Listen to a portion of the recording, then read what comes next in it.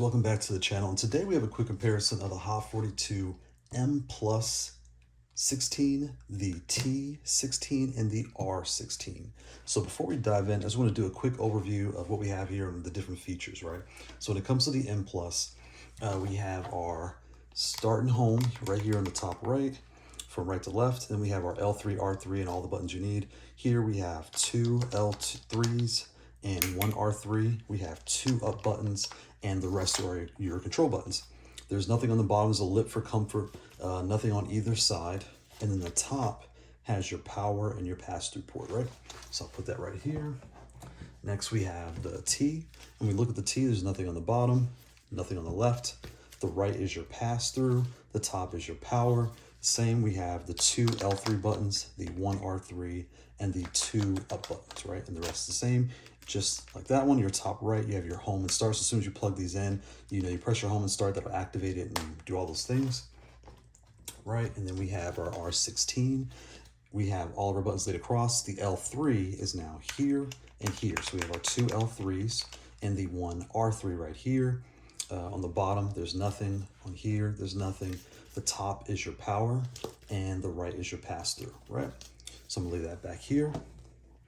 So comparing these three, the T and the M are, father, son, mother, father, what have you, right?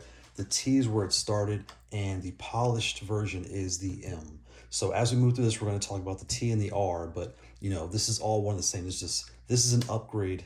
The M Plus is an upgrade to the T. It's made out of metal. It's more polished, refined, and the T is a great pad. Everyone knows the T. We all love the T, right?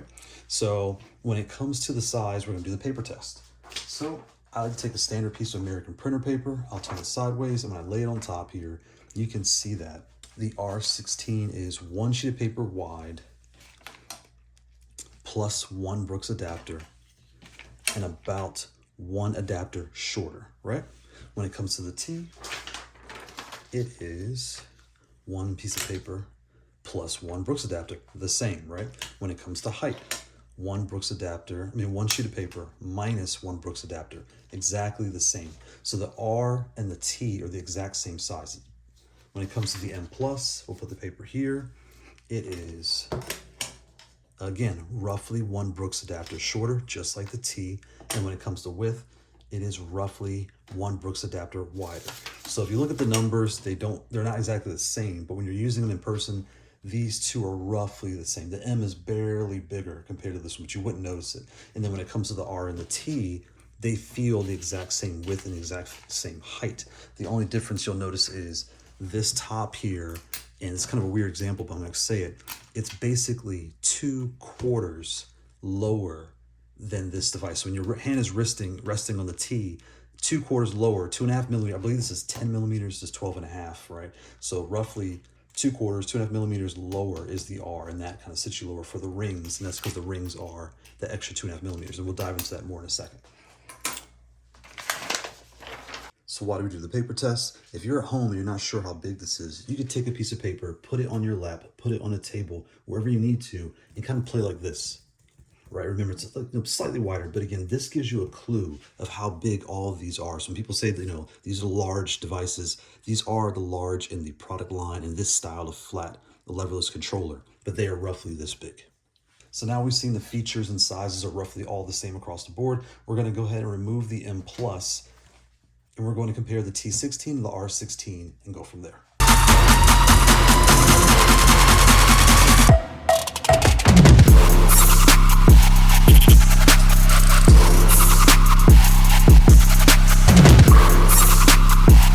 All right, so let's compare this to the T, right? So here we have the Haute42 T16, one of the original pad here that I started out with. And when I look at these two together, side by side, they are the exact same size, right? So if I put these two back to back, you can see they are the exact same size. When you look at the pads, even the pass-through ports, right? So the bottom has nothing on both. The top has the power, the right has the pass-through, and you have your home and start and your other buttons here. All these are all the same. So put that here, and you can look on this one again, nothing on the side, nothing on the bottom. You have your pass-through, your buttons here along the top, and your power here. So again, they are exactly the same shell, but what they did was they lowered this by 2.5 millimeters. So this is, I believe, high, and I believe this is 10. From a practical standpoint, how would you look at that? So essentially, when it comes to the T, the buttons are about 2/4 high. So you have an American quarter, put them on there, stack them. That is how tall these keys are off the base. Whereas on the R, the rings are 2/4, right? Because they cut this acrylic top kind of down by 2.5 millimeters. So that's 2/4. And then when you add 4, again, you get your button. So the button height is technically the same from their base, if you want to say that. But if you were looking at them side by side, you would think they're almost the same thing. But that's the difference. When it comes to like keycap size, these are your smaller 20.2 millimeter actual buttons you push. But the ring, you know, the whole unit itself is the same size as these T buttons, technically. So if I put this right on top, this is essentially the same size of T. So it's almost like having T buttons across this whole pad, but the piece you actually push is a smaller, like a slightly smaller S button, right? And then their bottom button here, the button you push is basically the T-size button, but the ring is slightly bigger. So that's how you kind of equate the two and kind of compare what is the difference between these two pads, right? This is not an S, it's not a T, it is really an R. It's its own newer product line. So I feel like when it came to the S, this was their new compact form factor, right? So the S for small, here's our new compact. When it came to the T, okay, here's our new large style device, right? So our large style controller.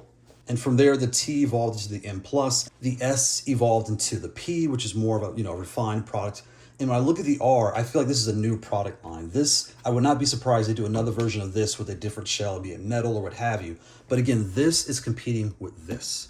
So when you're looking at these two, or this product, again, don't think about the T, don't think about the S when it comes to button layout and those different things and how you play and use the device. What you're really looking at is, I like the box style, but I don't want to carry around this heavy unit and all the things involved with that, right? I want something that could fit in my backpack and the laptop slot that has the same button layout, but just is more compact, more portable, and the switches I can switch out easier. When I took this apart, when you unscrew the lid, you pull it right off. The rings are attached to the lid, so it all comes right off. There are no wires, anything like that. It's standard, you know, switches inside, so I can pop all these things out and customize it without any extra work compared to with your standard leverless.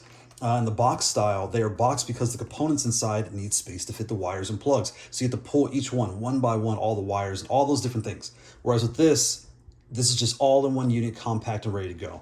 And if I kind of size this up, let's see if I can even try to get it. So 1, 2, 3, 4,